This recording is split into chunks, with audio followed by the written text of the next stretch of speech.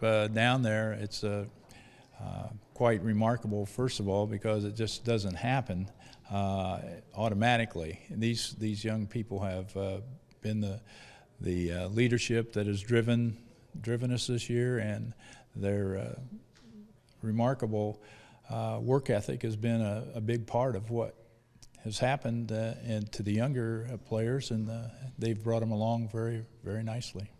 And you said that this doesn't happen automatically, but it seems like it's kind of a tradition here to make those really long postseason runs. We talked a little bit about it on Saturday, but describe the culture of Canterbury girls basketball that you took over from your son. Well, I think it just is a situation that we all embrace. And when you do that, everybody's on the same page. Everybody knows that it's a team effort. And those people coming into the program buy into it because they understand how important it is to the older players to continue to work hard off season, during season, and make themselves better. Our goal, first day of practice, was come into the gym every day and get better at something, whether it's footwork, whether it's communication, whether it's free throws, whether it's rebounding, but be better at something when you leave than you were when you came in. And it seems like that one thing has really been defense this year. We've heard a lot about your defense. Kind of just describe what it's been like seeing a younger team really come out and be a dominant force on the court. Well, early on, I didn't know what the best defense this group could put together. So we experimented with a few different things, but when it came down to it, the thing that they bought into and I really enjoyed teaching was the aggressive man-to-man. And they've continued to improve on that. And in our tournament run especially, it's been very, very rewarding. And the kids are starting to, all of a sudden, they really enjoy playing defense because it's something that now people talk about, the swarming defense, and coaches remark about how well we play it. So I think all said and done, it's something that they're taking much pride in. And you guys are going back up against Heritage Christian. How do you think your defense this season matches up against a group of girls who have a lot of their leading scorers coming back? Well, Heritage Christian is an outstanding basketball team. Preseason, they were ranked #1 in all classes. They right now are #2 or 3. I haven't checked recently, but they're an outstanding basketball team. They have outstanding players, but we have some things that we wanted to see how they do against our defense, and we'll hopefully be able to slow them down. They're averaging close to 80 points a game, and so we'll see if we can't keep them a lot lower than that. And going back to last season, it was just 3 points that separated who walked out of there a winner and who walked out of there the state runner-up. Do you think that's motivating this group of girls who a lot of them were there last year? I don't think there's any question. I know from the podium after the game, I made the comment we're going to have to just work a little harder and hopefully we can get back here next year. And the players took that to heart.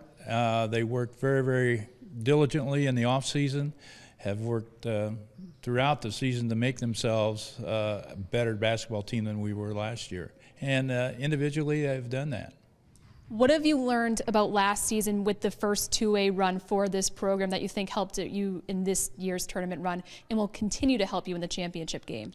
Well, I think it's a matter of the game itself is still 10 feet rims, 15 feet free throws, and we just are going to try to make ourselves play that much better. We know the competition is stiffer as you move up the classes, but at the same time, we were able to move through the 2A tournament last year and as well as this year. So it's just making ourselves get to that point, and it's a one-game situation, so one game, anything can happen. As a coach, how important and how much of a gift is it for you to have a group of girls who know what it takes to be playing at this sort of spotlight and aren't maybe, I guess, nervous walking into playing in a state championship game? Well, experience is always a great teacher, and so these young people have been there before, most of them, as far as our starters. Our freshman group coming along and seeing how it's done, hopefully it will calm their nerves and allow them to see what it's like to be on the big stage, and I hope our experienced veterans will feel very calm, cool, and collected. When we were talking to Mason, she was saying how important it is for the younger group to go out there and try their very hardest to win one last one for Cat and for Darby. Do you see that this week in practice, the younger team members really stepping up? Well, it's ironic because last year Darby and Cat wanted to win it for Kendall, and that's just the tradition that the younger players feel that that's an obligation that they owe the seniors to make it happen. And I know Darby was extremely disappointed last year for Kendall, and Cat was as well.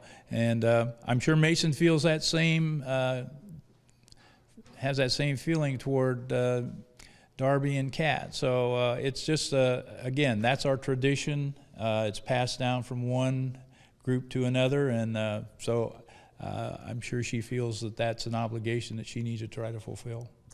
We know we're going to see big games from Darby, from Cat, from Mason. Who do you think is going to surprise some people and have a breakout game on Saturday?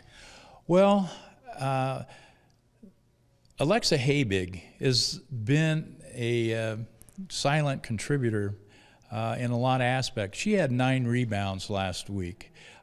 She in the regional had 11 points, hit 3 threes in a row in the third quarter that broke that game wide open. So I'm hopeful that she is able to continue that. Well, I would say her talent level, and not just contribute, but maybe go above and beyond and help put us over the top. What else do you think it's going to be that gets you guys over the top and gets you lifting another state title plaque? Well, it's going to start with defense, rebounding. Those are the 2 things we always put up first: defense and rebounding. The rest of the game will take care of itself. But those 2 areas are definitely something we have to focus on. We also have to try to stop the transition, or at least slow the transition down of Heritage Christian, because their goal is to get the ball down the floor and get a shot within 2.5 seconds. So from that standpoint, we know that we have to find their outlets. We have to make sure we try to get in the passing lane so that we can make them at least run a half-court offense.